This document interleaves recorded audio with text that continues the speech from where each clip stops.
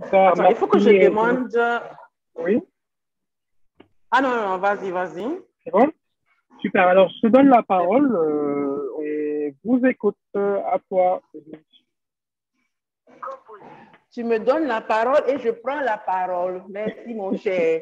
Khalil, les gens qu'on admire de loin. Et puis, un jour, on les rencontre aussi là à Abidjan. Et puis, on peut causer avec eux tout ça là. Ah, les choses, hein? Pourquoi, hein?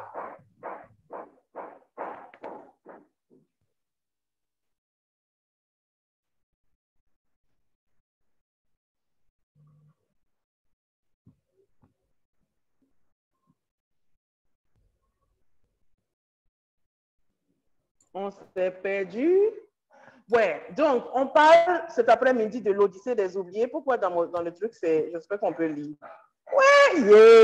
Ouais, l'Odyssée des oubliés. Deuxième roman, ça a été publié en 2020 chez L'Harmattan, et puis L'Harmattan au Sénégal, et puis 2021 en France.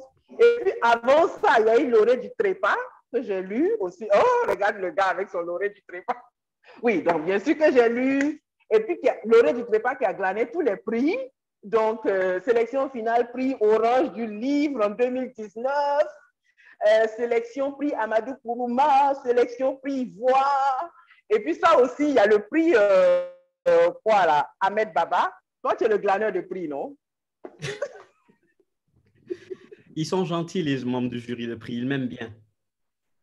Oh, quitte là-bas. Je pense qu'aussi tu écris bien. Ah, mais sinon, pourquoi on va te donner tous ces prix? Ah bah, je sais pas, parce que, je sais pas, je suis peut-être un beau gosse. Peut-être. Ouais, y a ça aussi, mais tu écris bien.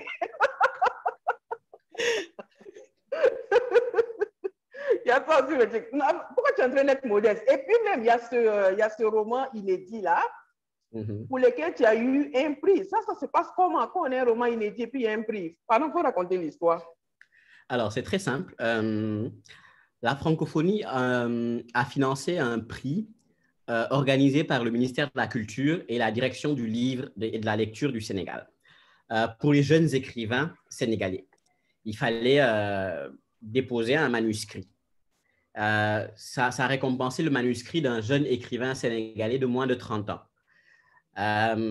J'ai vu ce prix et qui était intéressant d'ailleurs pour moi et que j'ai commencé à écrire. Je l'ai terminé à Genève quand j'étais parti au Salon du Livre de Genève pour le prix Kourouma.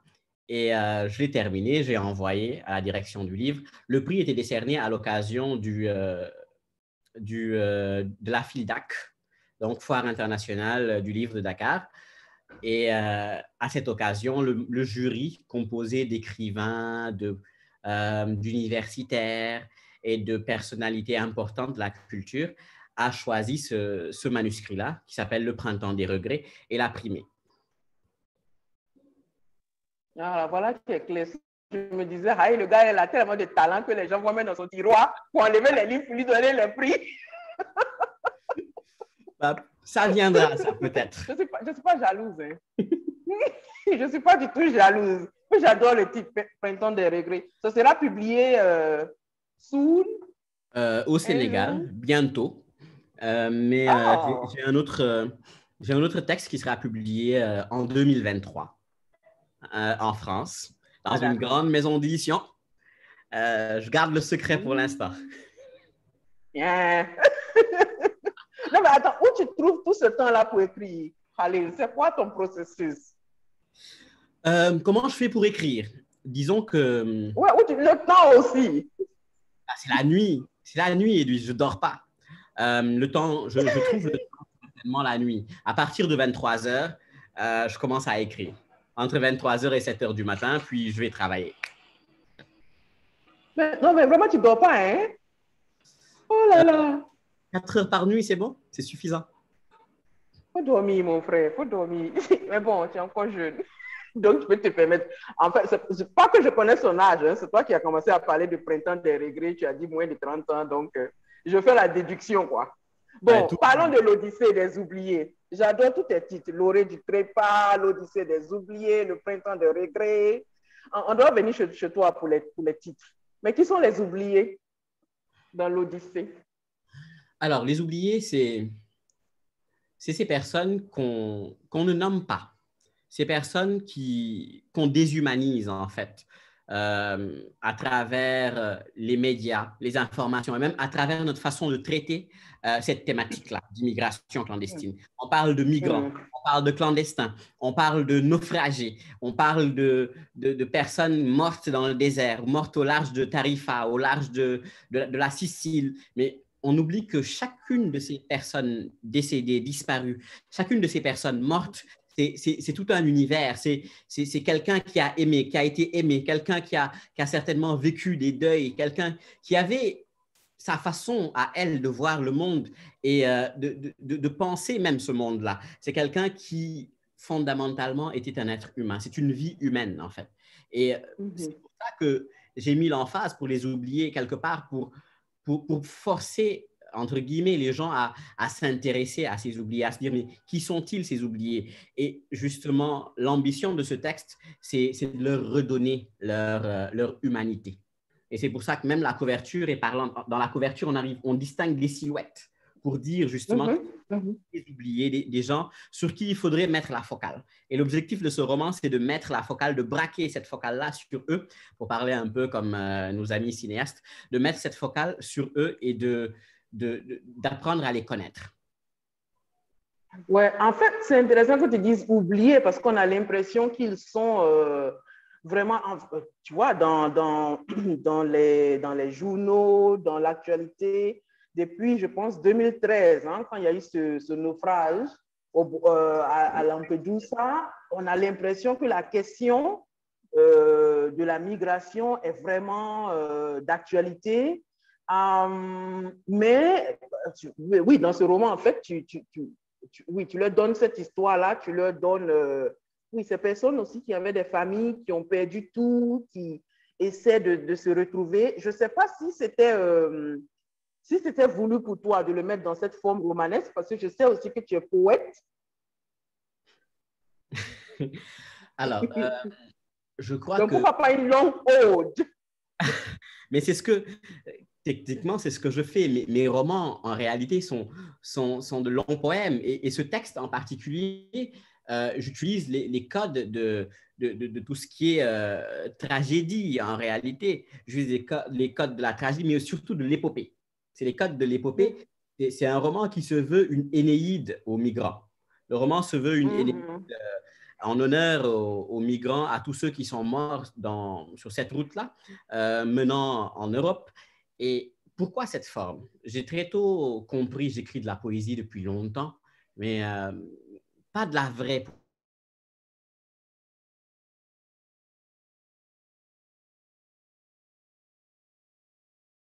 Mais j'ai très tôt compris les limites de la poésie. La poésie avait certaines... C'est magnifique, c'est peut-être la meilleure forme de création possible, mais elle n'arrive pas, d'après moi, en fait, je n'arrivais pas, en tout cas, moi, à faire ressortir tout ce que je voulais en termes de... tout ce que je voulais ressortir en exhaustivité, en termes d'exhaustivité, parce que la poésie rassemble le langage et fait du langage un point, et ce point qui lorsqu'on l'éclate, recèle toute la condition humaine et toute la vie, toute la beauté. Alors que moi, j'avais besoin de quelque chose de plus grand. J'avais besoin de, pas de réduire, mais j'avais besoin d'agrandir. J'avais besoin de zoomer. Et pouvoir voir ces angoisses-là, dire les angoisses, dire les peines de ces migrants et pouvoir leur redonner toute leur humanité, qu'on puisse voir justement que ce ne sont pas des vauriens, parce que clairement, il n'existe pas dans la vie de vauriens, il n'y a que des destins brisés par différentes occasions et différents malheurs. Il faudrait voir ces choses dans le détail. Donc, et pour voir dans le détail, il faut agrandir, il faut zoomer. Et ce qui m'intéressait, moi, c'était d'agrandir, d'élargir. Et c'est pour ça que la forme romanesque est importante. La forme romanesque est importante, mais je crois qu'on reviendra sur la forme d'écriture poétique plus tard, certainement. Oui, non, parce que ça existe dans le roman. On a parlé des oubliés, on a parlé des migrants, mais quand je lisais aussi, je me suis dit, mais certains de ces oubliés-là, ça peut être au-delà du narrateur, de Semboyan, de Alain. Il y a Samy le passeur aussi, qui pourrait être un oublié. Il y a Rachid, l'Algérien, non? Qui est rencontré dans l'Oasis. Et puis ce professeur-là, ce Moïse, c'est comme ça on dit, c'est à la page 205. Oui, colonel Moïse. Ouais, colonel Moïse. Eux aussi, ce sont des oubliés, ce sont des trahis dans le sens du colonel Moïse.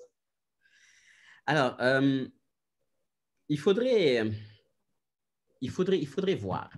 Il y a, oui, Alain est un oublié. Clairement, Samy est oublié parce que Samy, par rapport au destin de Samy, il y a une phrase particulière que je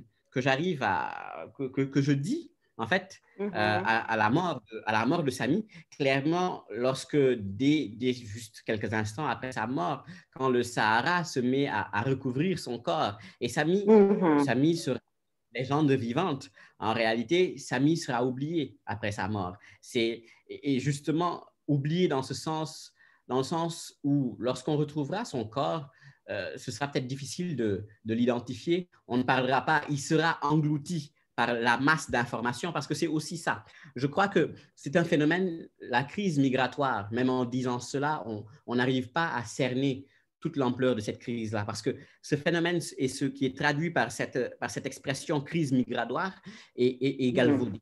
Et c'est justement pour aller à l'envers de cette acception qu'on a de ce phénomène que j'ai voulu écrire ce texte, et que ce texte se veut quelque part un réquisitoire, même si le romancier ne prend pas parti, un réquisitoire contre notre façon de voir ce phénomène, parce qu'ils ne partent pas pour des lendemains meilleurs, ils ne partent pas pour plus d'argent, c'est beaucoup plus profond que ça. Ils ne partent pas pour la beauté de l'Occident, non, ils partent parce qu'ils n'ont simplement pas le choix. Ils sont dans l'impossibilité, dans l'incapacité de faire autre chose. Partir s'impose à eux, en réalité. Et tout cela, quand on prend le cas du colonel Moïse, de Samy, c'est des gens que la vie n'a pas, que la vie, pour certains, a trahi, comme tu dis, dans le cas du colonel Moïse, que je n'excuse pas, et que je ne défends pas, mais j'essaie de comprendre justement moi-même son devenir. Parce que c'est quelque chose qui est arrivé à pas mal de personnes que la vie a trahi, qui malheureusement n'ont pas pu s'élever et avoir justement ou faire preuve de résilience, et qui sont du coup tombés dans les nihilismes de l'époque. Et tu parlais de Alain tout à l'heure, qui est, je dois dire, je ne sais pas si c'est parce que c'est un écrivain et que je me suis sentie un peu proche de lui. Je dois dire, tu aimes les écrivains dans le livre, là, hein? Il y a le narrateur qui est l'écrivain, parce que c'est un héritage en fait que Alain a légué en quelque sorte, que lui aussi il lègue à Mahmoud. C'était ça, il y avait un truc de transmission là, ou bien c'est moi qui suis en train d'extrapoler? Tu n'extrapoles rien. En fait, j'adore et je suis très heureux que tu soulignes ça. C'est quelque chose, je crois que tu es la deuxième personne à souligner ça. Je me plaignais. Je me sens privilégiée. Je me plaignais à mon agent, je lui disais, mais écoute, tout l'effort que je mets à bâtir mes romans, en fait, il y a tellement de choses qui m'importent qu'on ne souligne pas. Je lui dis, c'est le cas de la métafiction. On va tout connaître. Je lui dis, c'est le cas de la métafiction. Et je veux dire, aucun critique littéraire n'avait fait part de ça, sauf au Maroc, très récemment, au Salon du Livre de Rabat, au Ciel de Rabat. Oui, c'est un cas de métafiction. Ce roman, au-delà même d'être un roman sur l'immigration clandestine, c'est le roman du devenir écrivain de Semboyan. Et c'est quelque chose qui me tient vraiment à cœur.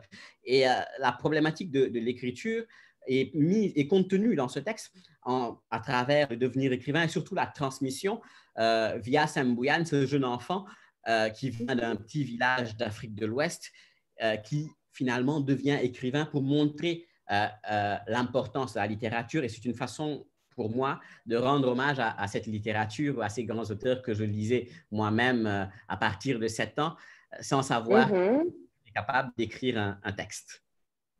Je pense que ton père t'a trahi d'un retour au pays natal, non? Et tu es bien renseigné, dis donc.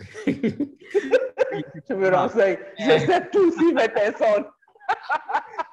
Mon père m'a remis à 7 ans, après le décès de ma grand-mère, parce que j'étais très proche de ma grand-mère paternelle. Et je dormais avec elle, elle me racontait des histoires, je lui piquais plein de choses. J'étais vraiment très proche de ma grand-mère paternelle. Et puis, quand elle est décédée, je suis plongé, en fait, je me suis retrouvé dans un spleen, dans un chagrin sans nom. Je ne savais, c'était la première fois que je faisais face à la mort, en réalité. Et je ne savais pas ce que c'était, mais j'étais désespéré de ne plus voir et de ne plus pouvoir voir ma grand-mère. Et c'est là que mon père m'a mis entre les mains 2 textes, Le cahier d'un retour au pays natal et Les fleurs du mal de Charles Baudelaire.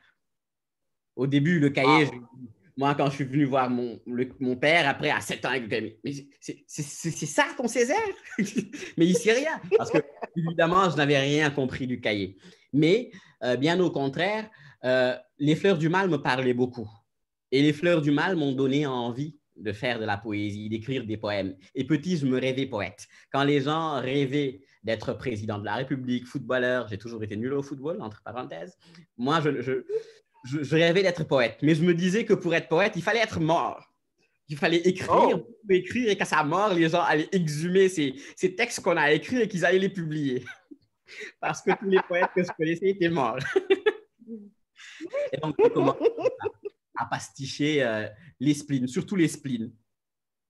Dans le ciel. Pourquoi surtout les spleens? Parce que c'est clair, j'étais attristé, endeuillé. Et pour moi, les spleens, la force des spleens, les spleens, leur force est contenue dans leur tristesse, dans la mélancolie que recèlent ces poèmes-là. Quand le ciel bas et lourd pèse comme un couvercle. C'est magnifique. Et il y avait aussi un poème, Harmonie du soir, qui est un pantoum de Charles Baudelaire dans Les fleurs du mal, qui était magnifique aussi. Et je m'exerçais à faire des pantoumes. Entre nous, je n'ai jamais réussi. Entre nous et je ne sais pas combien de personnes. Et combien de personnes qui vont voir? Ils ne le répéteront pas. On est entre nous. On ne les considère pas. Oui, mais ok, d'accord. Et puis aussi, il y a Mohamed qui voit Saint-Bouillam écrire et qui lui dit « Pourquoi tu écris ?» Mais le pourquoi même. Donc, pourquoi toi, tu écris? Très simple, en fait. Je vais d'abord répondre à ta question « Pourquoi j'écris ?» avant de revenir à cette galerie de personnages. Oui. Pourquoi j'écris? C'est simple. J'écris pour ne pas mourir. C'est très simple. C'est le remède que j'ai trouvé, le seul remède que j'ai trouvé à ce jour contre la mort. C'est l'écriture. Et donc, depuis que j'ai fait face en réalité à la mort à mes 7 ans, ce que j'ai trouvé pour lutter contre cela et pour lutter contre cette hantise, parce qu'il faut dire que j'ai pris de là-bas, de cette époque-là, une profonde hantise, une profonde peur de la mort qui ne m'a quitté qu'il y a 2 ans. J'ai trouvé en l'écriture et la lecture des espaces qui permettent d'échapper à la mort. Et l'écriture me permet ça, la lecture aussi. Parce que la littérature est le seul espace où un jeune écrivain comme Khalil Diallo peut dialoguer avec, je prends un exemple, un écrivain peut-être sur ma table ou derrière, dans ma bibliothèque, derrière, qui serait mort. Là, j'ai Ernest Hemingway, le vieil homme et la littérature est le seul espace qui me permet de pouvoir discuter avec Hemingway ou avec Virgile qui est juste là derrière moi, ou Yambo Ologem aussi, juste derrière. C'est le seul espace qui permet à quelqu'un de pouvoir échanger, discuter et dialoguer avec quelqu'un de disparu d'il y a 400 ans. Et pour ne pas mourir, moi, je trouve refuge en la littérature. Et c'est pour ça que j'écris. Donc, je crois avoir répondu à cette question. Donc, lorsque vous ne me direz plus écrire, sachez que c'est plié. Bon, on attend beaucoup encore. Et donc, parlons de tes personnages. Parlons de Alain. Alain, oui, tu mentionnes son pays après. Tu fais aussi allusion à toutes ces crises qu'on a sur le continent, alors que tu traites d'une thématique comme la migration. J'ai pensé à un moment donné, est-ce qu'il n'a pas peur du racisme qu'il y a autour de la question de la migration? Parce que mine de rien, hein, ce ne sont pas les Africains qui vont beaucoup plus en Europe. Hein, je pense que c'est quoi, 24%, quelque chose. 24%. Mais du coup, quand tu mentionnes toutes ces crises-là, tu n'as pas peur qu'on t'accuse d'être le gars qui mentionne toutes nos misères, hein, lave notre linge sale en public. euh, je crois que pour écrire, le romancier sert à ça. Il sert à mettre le doigt sur ce qu'on ne voit pas ou ce qu'on ne veut pas voir. Dans un texte, quelque part, je disais que pour se faire entendre quand on est dominé ou qu'on défend justement les dominés, il faut crier.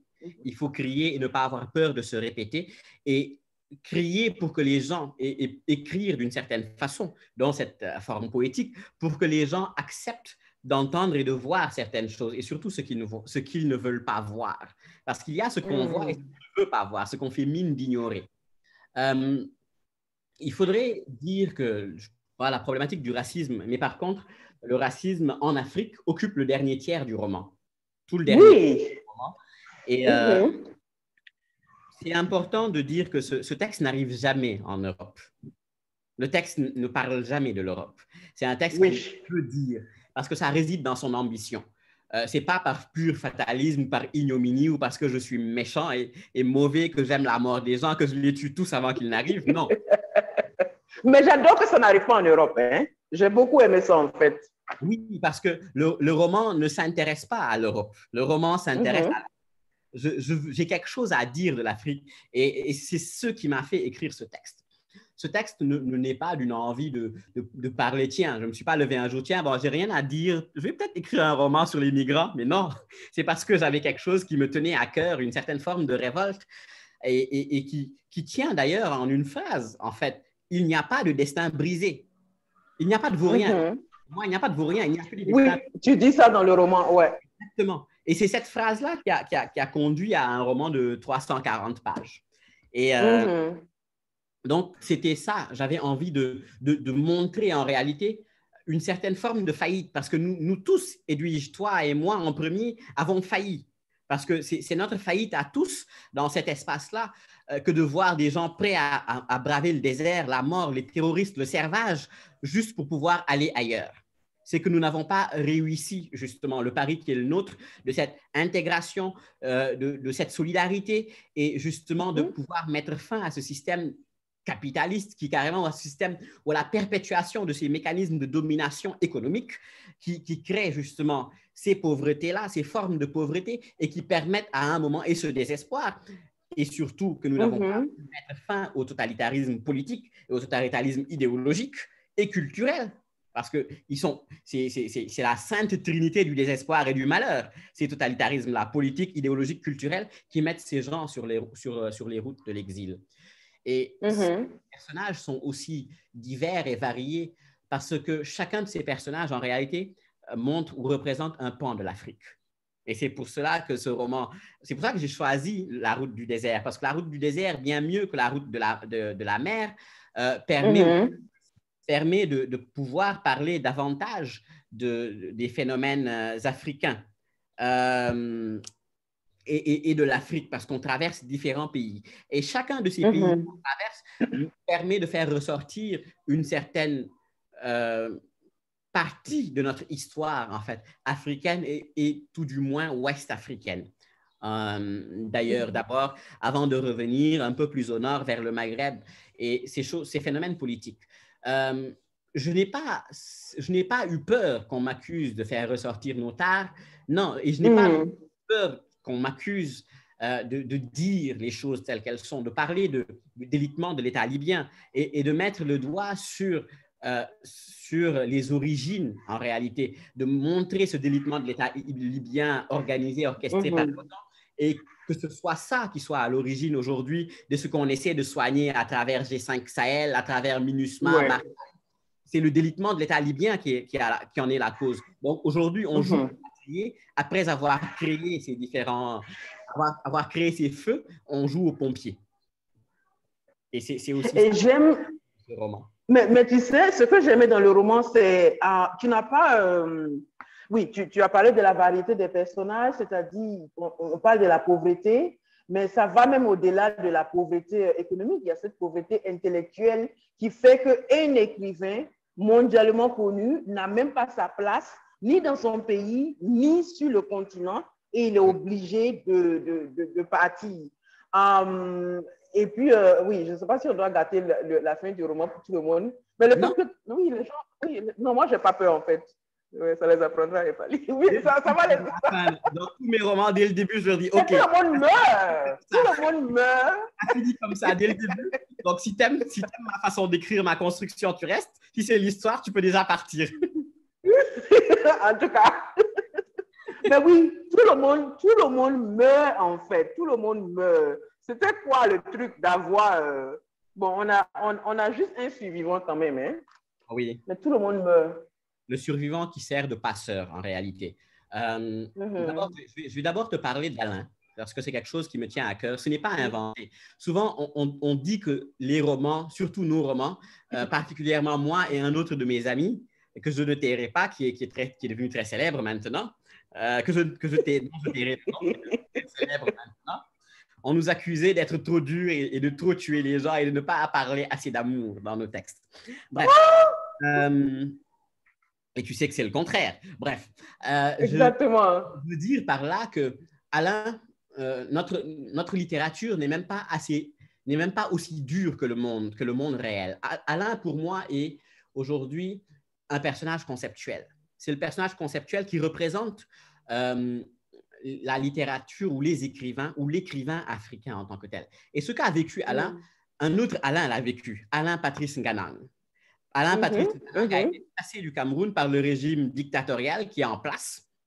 C'est un Camerounais à qui on a retiré son passeport, qu'on a mis en prison, jeté en prison, et n'eût été certaines interventions occidentales et la pression des États-Unis et de son agent, qui est aussi le mien, de son agent littéraire, Patrice Nganang serait resté à Kondengui encore longtemps. Et c'est à cause ou grâce à sa stature internationale, parce que Patrice Nganang n'est pas n'importe qui. C'est un écrivain qui traduit dans quasiment une vingtaine de langues et qui écrit sur son Cameroun, sur l'histoire coloniale du Cameroun, sur l'histoire de son peuple Bamileke, qui est le peuple d'Alain d'ailleurs, un peuple qui est génocidé, il faut oser le dire.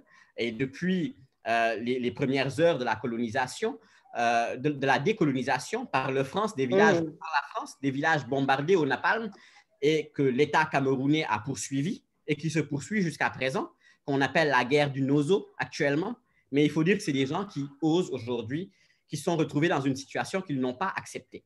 Et ces gens sont tués justement pour leurs idées, pour leurs sentiments d'appartenance. Et quelque part ailleurs, Patrice Nganang a été jeté en prison pour avoir osé défendre ces gens, défendre sa tribu. Et je crois que chacun de notre côté, on aurait pu faire et dire ces choses-là si on était à la place de Patrice Nganang. Aujourd'hui, c'est pour ça que j'ai voulu parler d'Alain et des Bamileke dans ce texte-là. Parce qu'on a beau dire, c'est l'héritage des écrivains comme Léopold Sédar Senghor, qui, lorsque Le devoir de violence de Yambo Ologem a paru en France, Léopold Sédar Senghor a le devoir en disant que ce n'est pas un roman africain, qu'il ne voyait pas l'âme de l'Afrique, parce que Senghor était de ceux qui pensaient qui croyaient en cette virginité de l'Afrique, en l'Afrique virginale et paradis édénique. Non, l'Afrique, c'est aussi et surtout, comme toutes les autres parties de la Terre, nous sommes tous, ces parties de la Terre sont habitées par des êtres humains, et chaque être humain dans son imperfection, et donc chaque groupe d'êtres humains dans leur imperfection ont eu à poser des actes qui étaient blâmables et répréhensibles et condamnables. Donc, il faut aujourd'hui qu'on ose affirmer et assumer notre passé et aussi les tares qui existent aujourd'hui. Aucun pays, que ce soit en France, on a tous vu ce qui s'est passé en Occident. On a tous vu ce qui s'est passé au Capitole, aux États-Unis. On a vu plus récemment en France ce qui s'est passé lors de la finale de la Ligue des Champions. Ce n'est pas que l'Afrique, ce sont les sociétés humaines. Et il faut oser aujourd'hui dire ce qu'on pense, dire notre vérité de ces sociétés humaines.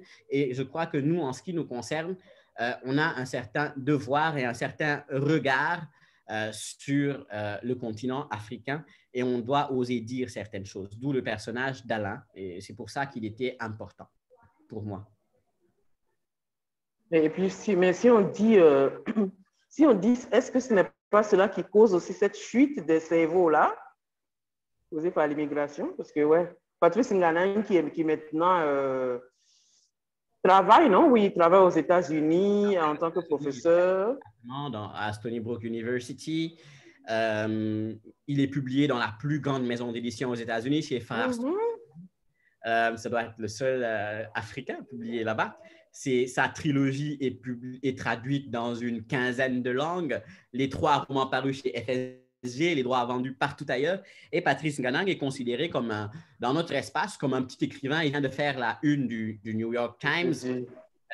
Voilà. Donc, c'est ce qui cause la chute de ces personnages-là ou leur disparition. En fait, moi, il y a une expression que j'aime, amor fati. Cette disparition et leur fin est complètement contenue dans leur destin. Leur destin, dès leur naissance d'ailleurs, est marqué du sceau de cette disparition funeste. C'est pour ça que le roman, dès le début, dès le premier chapitre, je dis que la vie est un exil, l'homme une poussière d'étoiles égarée. Et plus loin, je dis, tout ce qu'il rencontre au cours de son existence est déterminé bien avant sa naissance, d'après nos croyances. Quand les naissent est déjà quelque part sur leur front, au-dessus de leur tête ou sur des tablettes invisibles tenues par des esprits et inscrivent l'essentiel de leur vie. Donc, clairement, tout ce qu'ils s'apprêtent à faire et à vivre, leur fin est contenue dans leur destin de personnages, je ne sais pas, de personnages de cette Odyssée. Oui, de cette Odyssée, en fait, j'ai 2 questions qui trottent dans ma tête. Si Alain est basé sur Alain Patrice Nganang, y a-t-il d'autres personnages qui seraient des... Pourquoi tu souris? Y a-t-il d'autres personnages réels inventés? Non, c'est un cas particulier. Je crois que dans toute mon œuvre, ça doit être le seul personnage qui s'approche d'un personnage réel, en fait. Parce que moi, je ne suis pas capable d'écrire la vie. Il y a une phrase que j'aime bien de Roland Barthes qui est « L'écriture de vie est une thanatographie ». Pour moi, c'est clair. Et moi, je ne suis pas capable de faire de l'écriture de vie ni de l'écriture de soi. Je ne peux faire que de la fiction. Donc, à part ce Alain qui a certaines formes de ressemblance, mais ce n'est pas Patrice Nganang, parce que Alain finit, Patrice Nganang aujourd'hui a un destin tout autre. Et voilà, Alain a écrit des livres contre la dictature, alors que Patrice Nganang, oui, on peut considérer tant de chiens contre cette forme de dictature, mais ce n'est pas que ça. L'œuvre de Patrice Nganang est importante et ne parle pas que de ça. Les titres des romans de Alain, dont j'ai parlé dans ce texte-là, sont ceux de Patrice Nganang. Et même leur façon de quitter leur pays est différente. Donc non, c'est totalement évidemment. En réalité. Même le pays d'origine de Sam Bouyan est fictif. Oui, exactement, il est fictif. Il y a tout qui se... Ok, il y a quelqu'un qui a dit que Halil est un conteur modèle, l'un des derniers sur le continent. Mamadou Diop. Lui-même est l'un des derniers. Attends, tu le connais?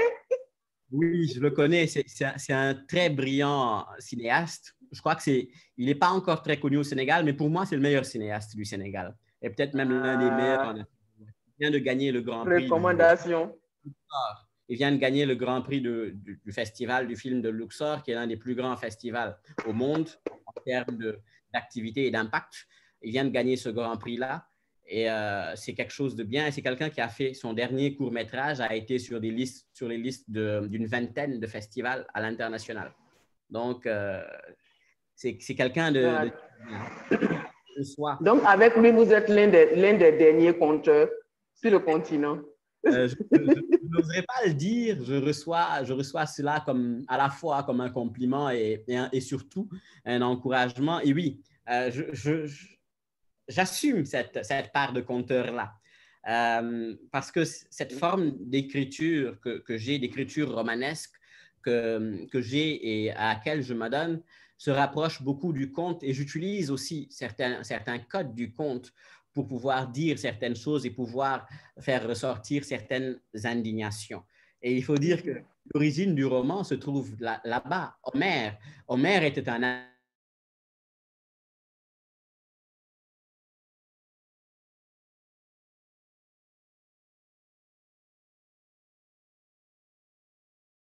de notre forme romanesque, parce que tout le monde a en réalité. Le roman, c'est quoi d'autre sinon que faire de la fiction et pour essayer de représenter le monde et d'en dire quelque chose, pour en faire ressortir la condition humaine.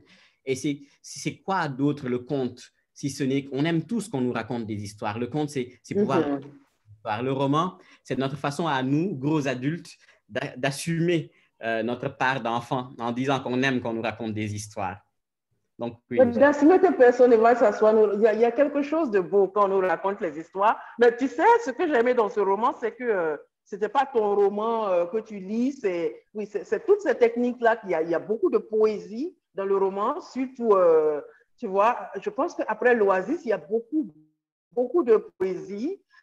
Comme c'était le cœur de Sambouyan qui parlait, on a cette litanie qui revient encore et encore au monde en pétition.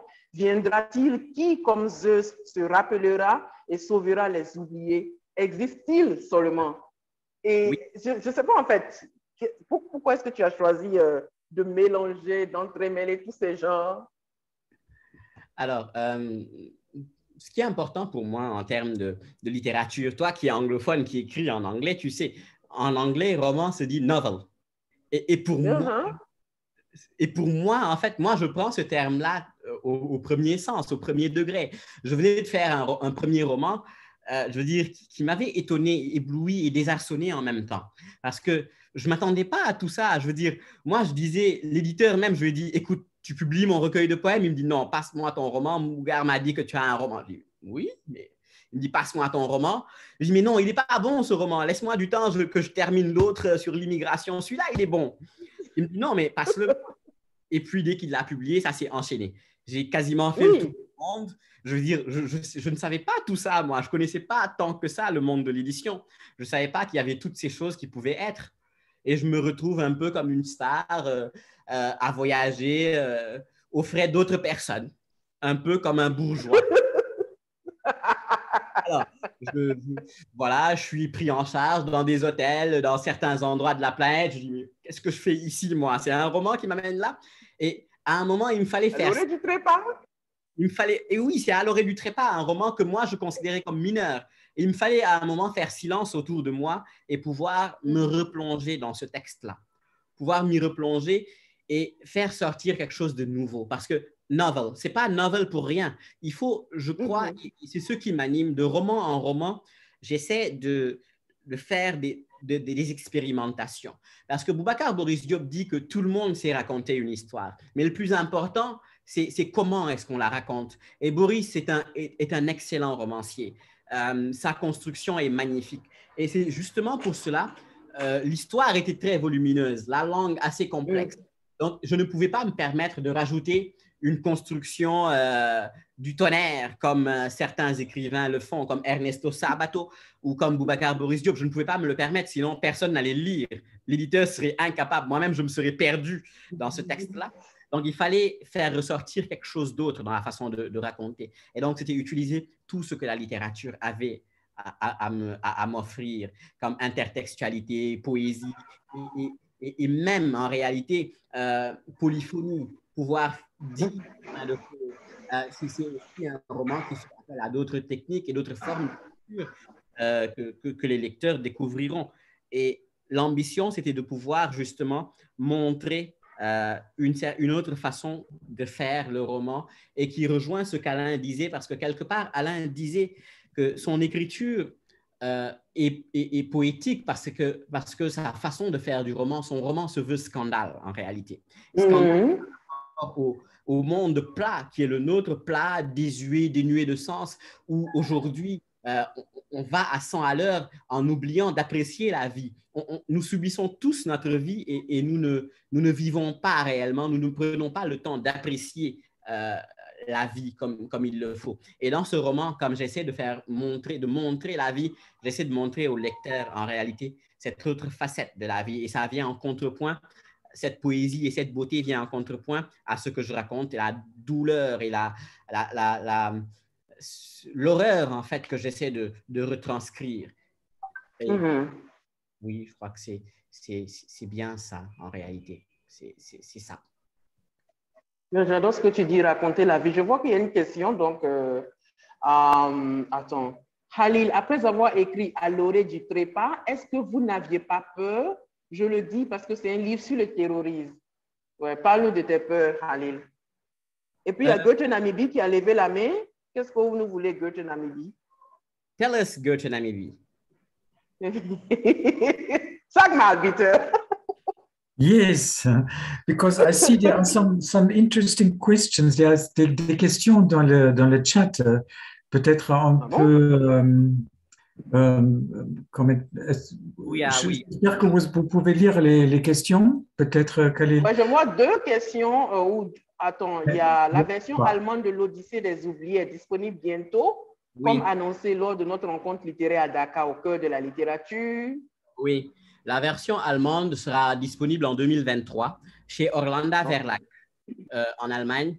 C'est l'éditrice de Tsitsi Dangaremga, de Djaili Amadou Amal aussi en Allemagne. Et en 2023, l'édition allemande sera publiée chez Orlando. Yeah, super. 2023, c'est quand même littéraire parce qu'il y a des traductions qui vont paraître et il y a aussi un nouveau roman. Oh, wow, OK. Donc, est-ce que tu n'avais pas peur après avoir écrit à l'orée du trépas parce que tu as écrit sur le terrorisme? Peur peut-être avant. Peur, c'était avant. C'est la peur qui m'a fait écrire parce que j'avais peur de... je suis un homme du peuple. En fait, j'aime vivre, j'aime sentir le pouls de Dakar. J'aime bien m'appeler écrivain de Dakar. Je dis que, parce que oui, je crois que mon ambition, quelque part aussi, c'est de faire rentrer réellement et de façon durable Dakar en littérature, de faire ressortir tous les recoins de Dakar dans la littérature, de ne rien en laisser. Tu écris quelque chose sur ça, non? Je ne veux pas te trahir. Oui! Il y a plusieurs choses dessus. Oui, et bientôt. Je crois qu'en 2023, on en saura un peu plus, ou à partir de 2023. Donc, oui, j'avais peur parce que je n'arrivais plus à aller sur la terrasse de café, à aller ou regarder des films au cinéma. Je n'osais plus aller prendre un verre, aller dîner à l'extérieur à cause de cette peur du terrorisme, parce qu'il y avait l'attaque de Bassam, il y avait l'attaque au Mali, au Radisson de Mali, du Mali, je veux dire, il y avait tout ça, et je voyais que ça se rapprochait dangereusement de nous, et je me disais, mince, en fait, à trop traîner dehors, ça peut me retrouver là-bas, moi, et j'ai peur de ça. Ouais. C'est ça qui m'a poussé à écrire ce texte-là, et voilà, c'est peut-être ça qui m'a fait, qui m'a donné envie d'écrire cela. Et du coup, on a à quelques minutes de la fin, je suis sûre que tu as beaucoup de bébés préférés ici dans l'Odyssée des oubliés, mais si tu peux nous lire un de tes passages préférés, tu vois, qui fait toujours sauter ton cœur 2 ans après. Bah, je sais pas, je vais peut-être lire un court passage parce que le passage est long, il tient sur 20 pages. C'est le dernier chapitre avant l'épilogue. Celui-là, je crois que, oui, il adoré l'écrire. J'ai écrit pendant 1 semaine, mais fiévreusement. Oui, donc, choisis quelque chose là, alors je suis d'accord avec toi, il est beau. Il est poétique, il est... Absolument. Voilà. J'ai le droit de lire combien de lignes, combien de... Je ne sais pas. Bon, écoute, lis. Lis seulement. Le bois est noir. Attends, tu es où? Tu es à quelle page pour que nous aussi on suive? 320. Page 320. 320. OK. Le bois est noir. Vas-y. Paré de la robe de l'ange à la sinistre faux. Silence, obscurité, mutisme, monstre disloqué, lambeau épars. Il semble plongé dans l'inertie, calme comme hors temps, entrelacement de branches. Apeurés, les arbres se réconfortent. La paix, l'innocence, l'espoir et tout ce qui fonde la dignité d'une vie humaine a disparu, à tout jamais. Ces hommes creuseront souvent leur mémoire. Ils iront sonder les tréfonds de leur cœur pour ne serait-ce qu'apercevoir ce qu'ils venaient de perdre. Et de ce qui fut le bonheur de vivre, ils ne feront qu'entrevoir un mince bout de pierre qu'ils devineront être une stèle au milieu de plusieurs sépultures. La rage, la haine, la lésine et le commerce de la misère avaient rugi. C'était affronté, c'était déchiré, mais à présent, silence. Ne reste plus que l'insondable et tyrannique impossibilité du langage pour les gouverner tous. Et je saute un peu pour dernière 322, page 322. En ce si beau début de dimanche, le soleil naissant au ras de l'horizon, léchant la mer à la robe en satin gris, de sa langue chaude et aimante, chasse les ténèbres pour accoucher d'un jour nouveau qui préfigurerait un monde neuf et juste. On croirait qu'il s'agit du premier soleil de l'univers, et c'est le premier jour après le Big Bang, la première aube après l'apocalypse, et tous les arbres du bois deviennent ce matin des milliers de braseros attisés par le soufflet de l'espoir, la caresse douce de l'Alizé, la prosodie des vagues s'inclinant sur le rivage en l'honneur de tous les êtres tombés au champ d'honneur dans la nuit. Le Maroc et l'Afrique tout entier brûlent du même feu qui consume l'Europe par-delà la Méditerranée, en ce jour où des hommes sont morts pour que renaisse le monde, pour que fleurisse l'éternelle et belle justice, la fraternité et l'accueil de qui souffre et espère, de qui est brimé et dominé, au moment où moi, Sambouyan, je me dirige vers mon fromager qui m'appelle, vers mes ancêtres qui déjà m'y font une place et que je ne rejoindrai qu'au moment où sera contée notre histoire. Alors ce livre sera mon linceul, son titre mon épitaphe et ton cœur lecteur, si tu m'as compris, sera une sépulture suffisante à mon salut pour que personne n'oublie notre lycée. Peut-être mon passage. Mais il est beau. Il est tout simplement beau. Bon, je pense qu'on a quelques 2 minutes. Y a-t-il des questions pour ne pas que je monopolise tout? Si on peut parler de la spiritualité aussi, qui est le fil dans ton roman, depuis la première page jusqu'à voilà, ce que tu viens de lire. Alors, oui, la spiritualité, c'est quelque chose d'assez important dans ma vie. Et j'essaie de faire ressortir ça. Parce que pour moi, en fait, l'équilibre humain repose justement dans l'acceptation de cette spiritualité ou de cette forme de croyance ou de la croyance en réalité qui permet de pouvoir atteindre une certaine forme de résilience. Parce que l'homme a toujours besoin, je crois que c'est ce qui est à l'origine des mythologies, l'homme a toujours besoin de croire en quelque chose. L'homme a, pour ne pas céder au nihilisme, pour pouvoir accéder à la résilience, parce que c'est dur, le deuil est difficile, il faut qu'on puisse s'accrocher à quelque chose. Les échecs, survivre à un échec, qui soit professionnel, qui soit sentimental ou d'un autre ordre, c'est totalement difficile. Il faut que l'homme puisse s'accrocher à quelque chose. Et au milieu de tous nos problèmes qui soient liés à notre vie de tous les jours, qui soient liés au monde professionnel, à la vie familiale, à la vie sentimentale, il faut quelque chose pour rééquilibrer cette balance-là. Et moi, ce quelque chose, je le trouve dans la foi, dans la religion et donc dans la spiritualité en réalité. Et ce que j'essaie de transmettre, et c'est aussi cette spiritualité qui permet de pouvoir écrire avec une certaine forme de poésie et surtout d'acquérir une certaine forme de paix intérieure, de calme, de tranquillité qui me permet de pouvoir voir le monde, de pouvoir le voir avec tranquillité, sérénité, de pouvoir voir juste et faire ressortir ces choses-là. Et je veux dire, on se pose tous certaines questions, des plus grands philosophes, des plus grands écrivains, que ce soit Kierkegaard, que ce soit Albert Camus, que ce soit Cesare Pavese, ils ont tous posé la question de l'importance ou même pas de l'importance, de l'abus de la vie humaine, en fait, du but, excusez-moi, de la vie humaine. Et je crois que cette spiritualité, moi, me donne la réponse à cela. Et quand j'arrive à avoir cette réponse, je suis tranquille. Je sais que quelque part, j'échapperai au néant et à la mort, donc je pourrai écrire pour plus facilement échapper à la mort, pour plus simplement vivre. Voilà. Merci beaucoup. Alors, il y a encore des questions, mais je suis aussi conscient du temps qu'on a débordé d'1 minute, mais je pense que c'est normal.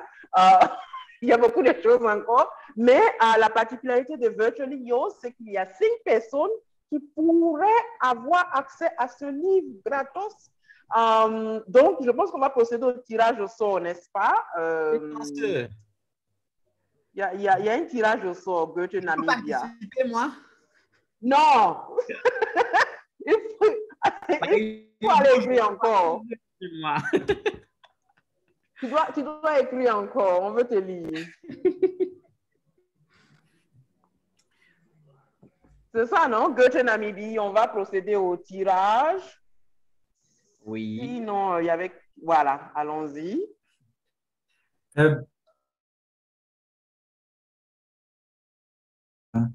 De Séverine, qu'on peut peut-être Ça marche. prendre, et Donc, puis après, on commence avec le tirage. Ça marche. Donc, est-ce que, donc Séverine Dri, je pense que je lis bien, est-ce que tu penses pouvoir donner à la jeunesse africaine à travers cette aisance de ce livre? C'est vrai, c'est la question que je redoute le plus. Parce que j'ai toujours détesté les donneurs de leçons. Et je ne veux surtout pas en devenir un. Peut-être que c'est parce que je vieillis qu'on me pose cette question maintenant. Tu veux me dire que je suis vieux et que j'ai l'air d'un donneur de leçons? Mais plus sérieusement, je pense que je ne sais pas si je suis capable de donner de l'espoir, parce que moi-même, je cherche l'espoir. Je crois que ce que j'espère, en fait, au fond de moi, pas vraiment, au-delà de donner de l'espoir, j'espère plutôt que chacun trouvera en lui, en fait, la force de pouvoir espérer et cette force qui permet la résilience, parce que c'est en nous que ça se trouve. J'espère qu'en lisant l'Odyssée, chacun se rendra compte de sa partition à jouer pour notre plus grand bien à tous, je crois. Et je suis heureux, Séverin, de voir ta question parce que très bientôt, mes livres seront beaucoup plus accessibles en Côte d'Ivoire. Et je trahis quelque chose qui est en train de se passer en ce moment. Trahis tout. Qui permettrait de rendre visibles mes livres en Côte d'Ivoire parce que c'est vraiment mon deuxième pays en Afrique de l'Ouest. Bon, le troisième, parce que mon deuxième pays, c'est la Mauritanie, le pays de ma mère. Donc, le troisième, c'est mon troisième pays en Afrique de l'Ouest. J'adore la Côte d'Ivoire et j'essaie, ça me fait très plaisir d'aller aussi là, de voir que les gens m'ont déjà lu et que des gens me connaissent. Ça fait plaisir et oui. Je ferai en sorte que les livres soient beaucoup plus accessibles là-bas. À la FNAC et chez même des éditeurs ivoiriens. Donc, superbe. Donc, il y a Irène qui te dit un grand merci d'avoir partagé de toi aujourd'hui. Elle part avec beaucoup de connaissances, d'inspiration et d'espoir. Tu vois, toi-même tu cherches l'espoir, mais il semble que tu en donnes. You're welcome. Thank you so much to have been with us today. And I hope that we all will benefit from this knowledge and this inspiration and hope, obviously. Combien de langues tu parles, toi? Pas beaucoup. Quand les gens disent pas beaucoup, ils vont te sortir. Combien de langues tu parles? Il n'y en a pas beaucoup. Je crois qu'il y a le Wolof, le français, l'anglais. Voilà, c'est ça que je parle couramment. Après, il y a le Hassaniya un peu, donc c'est un dialecte de l'arabe qui est parlé en Mauritanie. Oui, l'espagnol. L'espagnol. L'espagnol, j'ai un niveau scolaire à l'oral, mais par contre, je lis et j'écris bien en espagnol. Donc, exactement. Oui. Donc, voilà, tu vois que les gens disent pas beaucoup là. Voilà. Bon, le tirage. Je croise les doigts pour moi. Toi, je suis sûre que tu peux aller à l'Amaton Sénégal et tu prends plein de cookies encore. So, j'ai une dernière question pour Khalil dans le chat. Peut-être tu peux répondre à Hélène directement parce que c'est l'heure pour le tirage. Ouais, on n'a pas cette question de Hélène, hein? Non, on l'a pas, nous. Non, je l'ai envoyé directement à Khalil parce qu'il n'y a pas le temps. Okay. Peut-être il peut...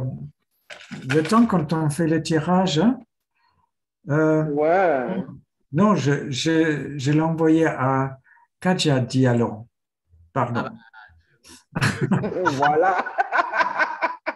Tu viens de l'envoyer à mon épouse, oui. Voilà. Voilà. Bon, ok, d'accord, elle va la voir. Ça devient ton autre agente. Donc, il y a de la famille en direct. Exactement. Donc, à part ça, on a eu des gens de Ouganda aujourd'hui, de Kampala, qui nous joindront. bien sûr, les gens de Namibie, on a eu des gens de Kenya, bien sûr le Sénégal et aussi Côte d'Ivoire. Je crois qu'il y a plusieurs de Côte d'Ivoire et de Sénégal. Si je vois les prénoms, ça me ressemble, il y a beaucoup de gens de Sénégal. Et d'Haïti. Et d'Haïti. Oui, d'Haïti. Ah. Yeah. L'Haïti, c'est mon pays littéraire, donc voilà. Karl est un écrivain haïtien. Oh. Vois ça. Merci. Voilà. Donc, on commence. Voilà. Il y avait il y a quelques gens pas de triche. Qui ont eu des problèmes et si on voit Harida Diallo, on l'enlève. On commence? Ouais, on commence. Let's go. J'ai ma boîte Haribo avec les noms. Alors, Haribo devrait nous sponsoriser. La première, Helen Whale, numéro 1. Congrats, Helen. Bon, il y a un Odyssée des oubliés qui est en route vers toi. I think. Helen? Yes, I'm just thinking. I think it would be fairer to. I won last time. J'ai gagné la dernière fois. Je pense que c'est plus fair de le donner à une autre personne. On va voir. Oh. Il y avait des gens qui ont gagné 3 fois d'affilée. Is that okay? Ça va. That's fine. Two times. Two times in a row. It's fine. Okay, ça va. Merci bien. Et fantastique, Khalil. C'est très intéressant. Thank you. Merci. Deuxième. Paulina Mokwaya. On a deux gagnants de Namibie. Oh, wow! Et c'est la Namibie qui fait le tirage au sort. Bon. Alors, maintenant, il faut que ce soit quelqu'un autre. Du Sénégal. Bachir Diouf. Ouais! Bachir Diouf. Bachir, tu peux nous entendre? Bachir est du Sénégal en plus. Oui, bonjour, Bachir, je sais que tu es là, hein? Bachir, tu viens d'où? Je suis du Sénégal. Sénégal. Yeah, du Sénégal, Bachir. Tu vas aller lire l'Odyssée des oubliés. Numéro 4.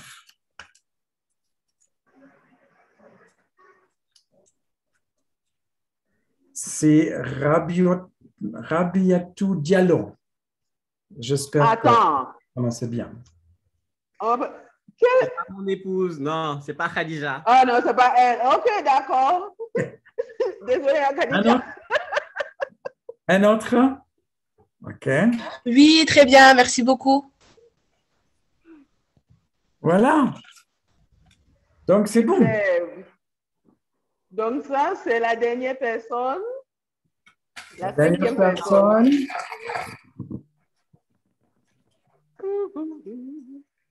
Un peu de Côte d'Ivoire. Ah oui, Côte d'Ivoire. Ou Haïti. Karl Pierrec. C'est Irène. C'est Irène. Irène.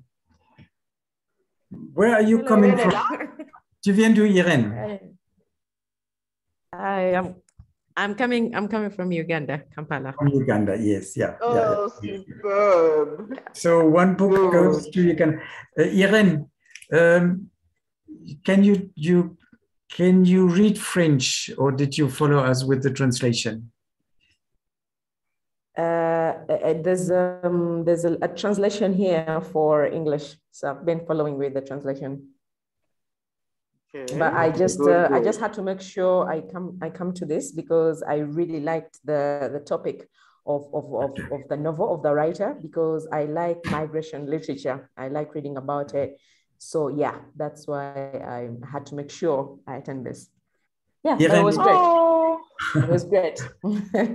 Irene, would you be? I am happy. Would you be happy if I send you an English version from our previous Virtually Yours? Yes, yes. Okay, then that's fine. Thank you. And we have a last French version. So we have 6 winners today. Okay, good. Let's do it.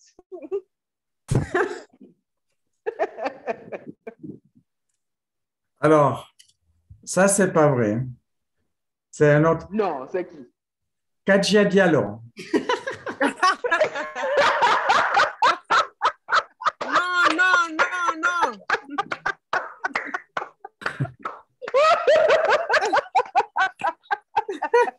Non.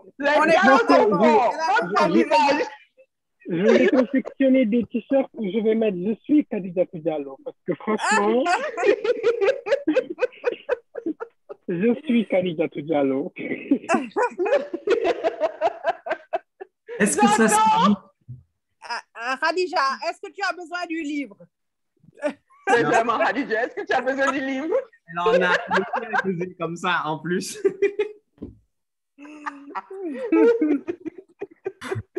Est-ce que tu as besoin du livre?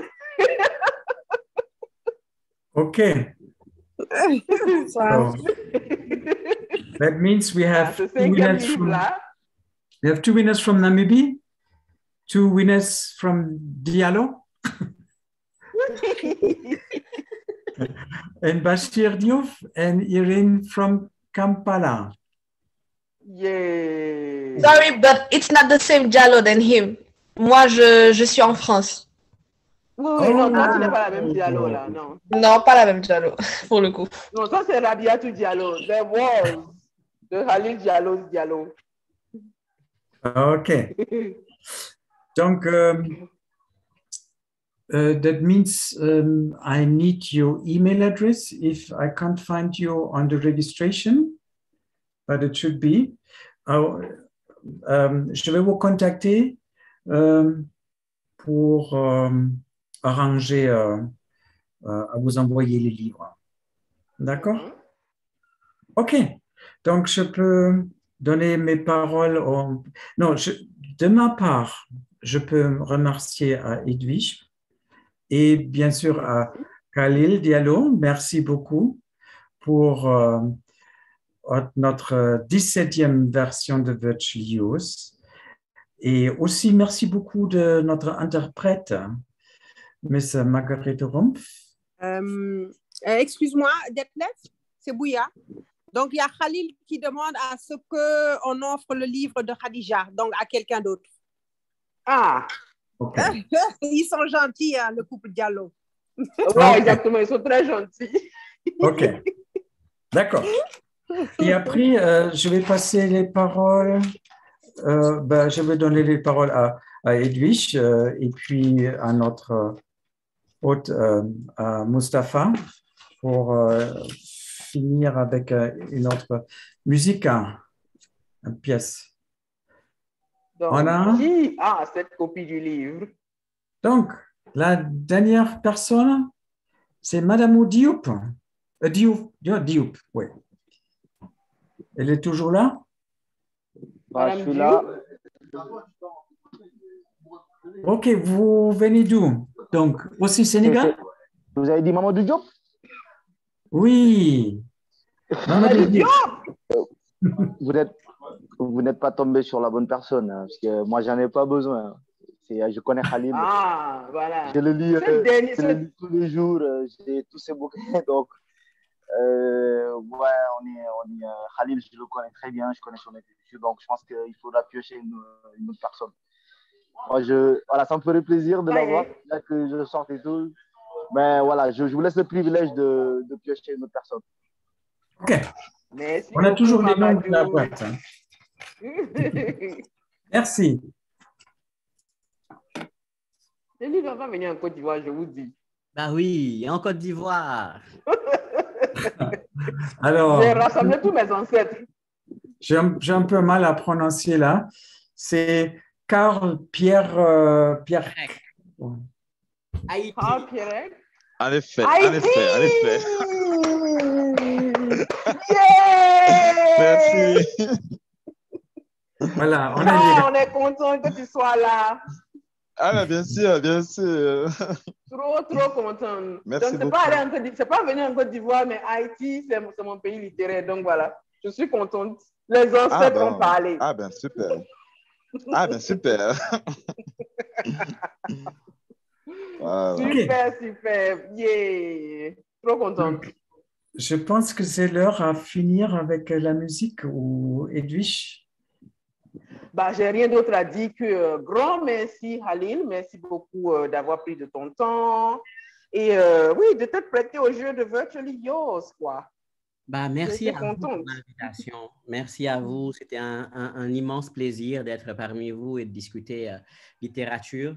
Et c'était agréable. Merci à vous et à tous ceux qui ont participé et à ceux qui écouteront ou qui suivront la vidéo plus tard. J'espère que vous avez passé un aussi agréable moment que moi.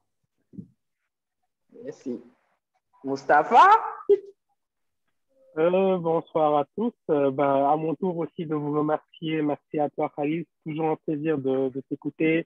Un énorme merci à Edwige pour cette modération. Franchement, vous formez un bon duo. On ne s'est pas du tout ennuyé. Et merci également à toutes ces personnes qui nous ont suivis depuis l'Ouganda, depuis la Namibie, depuis l'Haïti, depuis la Côte d'Ivoire, depuis le Sénégal. Et bien évidemment, la vidéo sera disponible sur la chaîne YouTube de la Namibie, sans doute, et sur notre chaîne YouTube du Goethe Institut Sénégal, pour ceux qui n'ont pas pu nous suivre en direct. Donc, n'hésitez pas à nous suivre sur nos réseaux sociaux, sur Facebook, sur Twitter, sur Instagram et sur YouTube. Donc, oui, une toute dernière chanson, cette fois-ci une touche féminine, on va dire, avec Viviane. Vous connaissez Viviane, non? Viviane Ndou? Exactement. Comment est notre Viviane? Ah, c'est bien elle. Alors, pour clôturer en beauté, alors, un son de Viviane. Hop, c'est parti.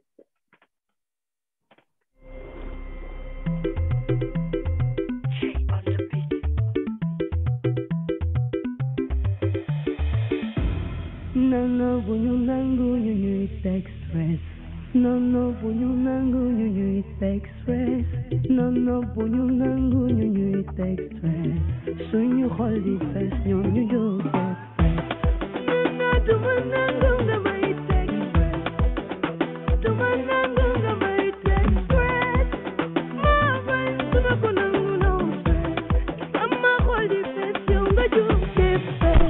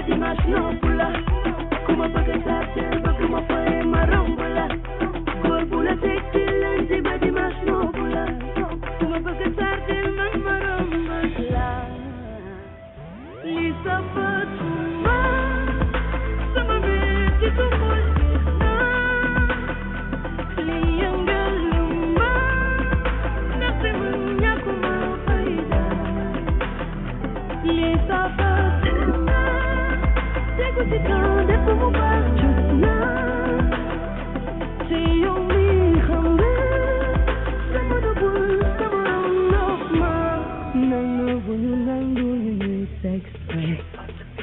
Bonyunangu nyunyu express. Non non bonyunangu nyunyu express. Sueño holy passion nyunyu express. Nana tumanangu ngama express. Nana tumanangu ngama express. Mama tumakunangu no express. Sama holy passion nyunyu express. Mana dimbalima wakti bali. Man reki khale.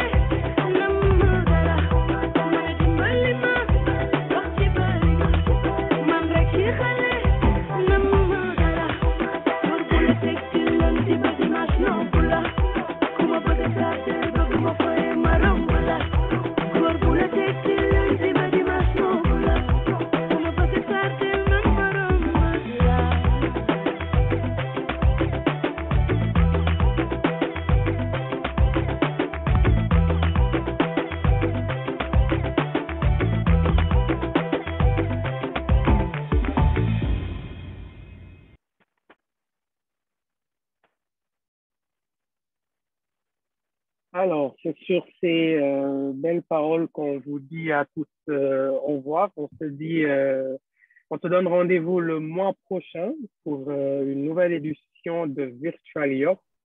Merci à tous encore une fois pour votre participation et à très bientôt. Passez un excellent week-end.